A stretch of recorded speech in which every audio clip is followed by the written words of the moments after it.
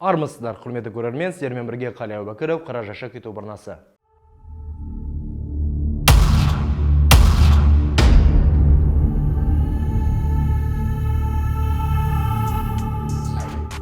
Қазақстанда ауыл әкімдерін халық сайлайды. Әкім лауазымнан үміткер ретінде сайлауға қатысу үшін өз-өзін ұсынатындарды қатысады. Иә, бұл қалжың емес, бірақ барлық үрдіс әділетті өтеді ме? Сайлауға билік пен басқарушы партия қаншалықты араласады? Осы шығарылымда бірге сараптап көрейік.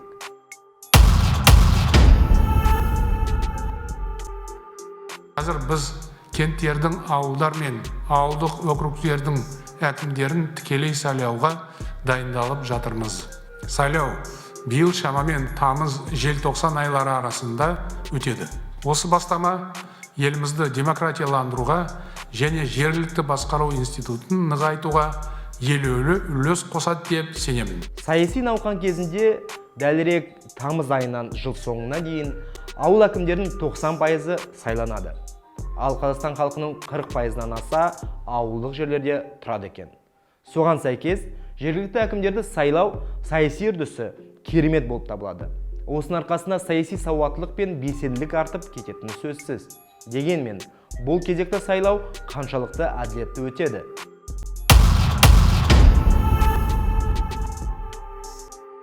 Жұрттың таңдауына түсетін кандидаттарды ұсыну екі жолы бар.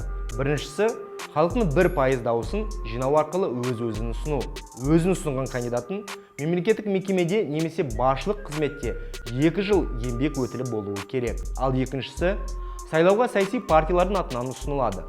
Бұл өз кезегінде ауылды жерлерде саяси партиялардың жұмысын жандандыруға сеп болмақ. Санитарлық талаптарды қатаң сақтай отырып, барлық ауылда сайлау дәстүрлі форматта ұйымдастырылады. Сайланған әкім ауыл тұрғындарының алдында жауапты болады және өзінің ісін әлдеқайда жауапты атқаруға, сайлауалды бағдарламасын іске асыруға тырысады.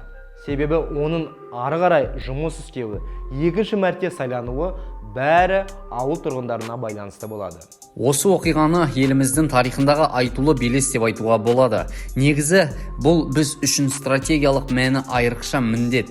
Азаматтарымыз тұңғыш рет жергілікті атқарушы биліктің басшысын тікелей сайлау мүмкіндігіне ие болмақ. Иә, алдағы тамыздан бастап жылдың соңына дейін Қазақстан тарихында бірінші рет ауылдық округ әкімдері тікелей дауыс беру арқылы сайланады.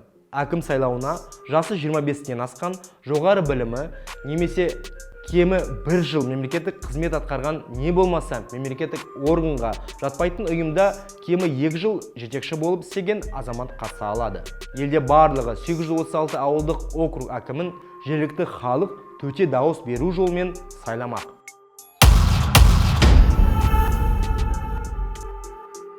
Сайлауда рушылдық факторы алға шығады. Сонымен бірге аудан әкімі немесе жетекші партия ұсынған адам өтіп кетеді деген күмәнға толы әңгімелер айтылып жатыр. Сапалы ауызсуға әлі зар болып отырған, жолмен жүру мүмкін емес дерлік жайылым тапшы ауылдарға әкім болуға таласу туа ма екен? Сұрақты содан бастау керек шығар. Бұған дейін ауыл әкімдерін мәслихат депутаттары сайлаған. Қандай сайлау болғаны да түсінікті. Тағайындалған әкімнен бір нәрсе сұрау, талап ету босқа шашаумен тең. Ауыл әкімдерін сайлау 25 шілдеде өтуі мүмкін, деді президент көмекшісі Ерлан Қарин. 25 шілде күні бір уақытта 700-ден астам ауыл әкімі сайланады. Ауылдық округтердің қалған әкімдерін сайлау олардың өкілеттік мерзімі аяқталғаннан кейін өтеді. Президент көмекшісі ауыл әкімдерін тікелей сайлау саяси жаңғырудың жаңа кезеңін айғақтайтын өте маңызды оқиға ретінде атап өтті. Бұл науқанның айырмашылығы сайлау бір реттік болмайды. Ол әкімдердің өкілеттілігінің аяқтауына немесе мерзімнен бұрын тоқталуына байланысты өтеді. Аудандық маңызы бар қалалар, ауыл, кент, ауылдық округ әкімдерінің сайлауын тиісті аудандық немесе қалалық сайлау комиссиясы тағайындайды.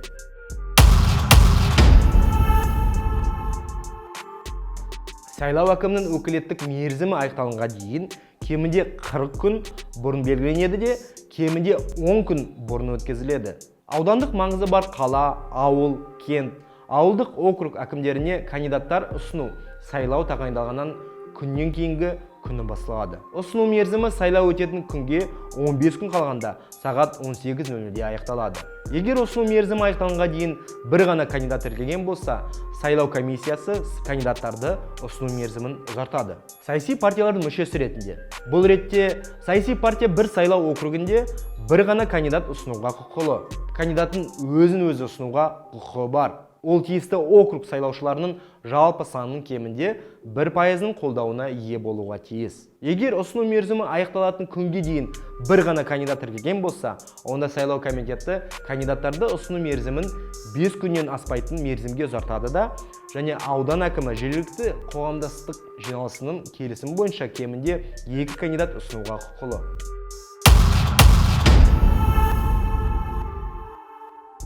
Үміткерлерге қойылатын талаптар. Кандидат бола алмайтын адамдар. Сот шешімі бойынша жазасы өтелмеген немесе алынбаған адам. Сыбайлас жемқорлық қылмыс немесе құқық бұзушылық үшін күнәлі деп танылған адам. Кандидат 25 жастан асқан Қазақстан азаматы болуға тиіс. Бір адам бір аудандық маңызы бар қаланың, ауылдың, кенттің, ауылдық округтың әкімі болып қатарынан 2 реттен артық сайлана алмайды. Кандидаттарды тіркеу барлық қажетті құжатты алғаннан кейін ғана басталады. Және сайлауға 10 күн қалғанда сағат 18:00-де аяқталады. Аумақтық сайлау комиссиясы кандидаттарға тиісті куәліктерді береді. Тіркегеннен кейін 5 күннен кешіктірмей жергілікті бақта кандидатты тіркеу туралы хабарлама жарияланады.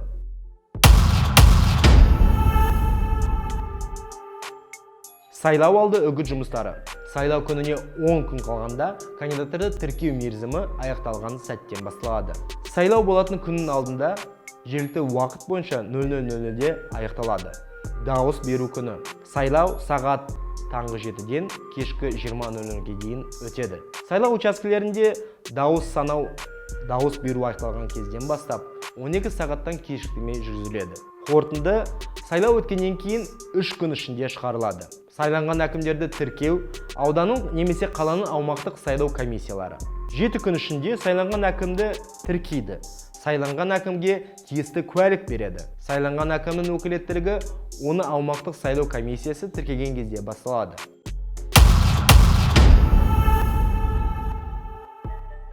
Бұған дейін мемлекет басшысы бірінші кезекте 729 ауыл әкімін сайлау өткізетінін, ал жыл соңына дейін жергілікті билік органдарының тағы 46 басшысы сайланатынын хабарлады.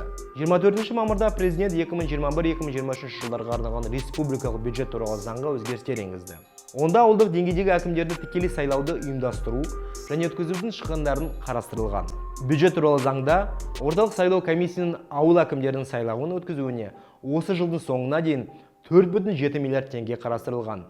Орталық сайлау комиссиясының хатшысы Сабила Мустафина шығындардың сметасы негізгі шығындарға негізделгенін айтты. Оған сайлау комиссиялары мүшелерінің жалақысы кіреді, ол шығынның 80%-ын құрайды. Оған бұқаралық ақпарат құралдарында жариялау мен полиграфиялық материалдар, көлікті жалдау, жұмыс сапарлары, жеке қорғаныш бұйымдары бар. Учаскелік сайлау комиссияларының электоральды уақыты 1 айға созылады. Аумақтың сайлау комиссиялары бұл шығындарды ұлттық экономика министрлігімен келісті.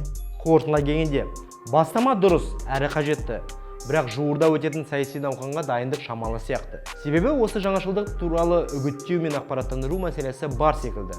Ауылдық жерлерде түсіндіру жұмыстары тиісті дәрежеде жүргізілмей жатыр.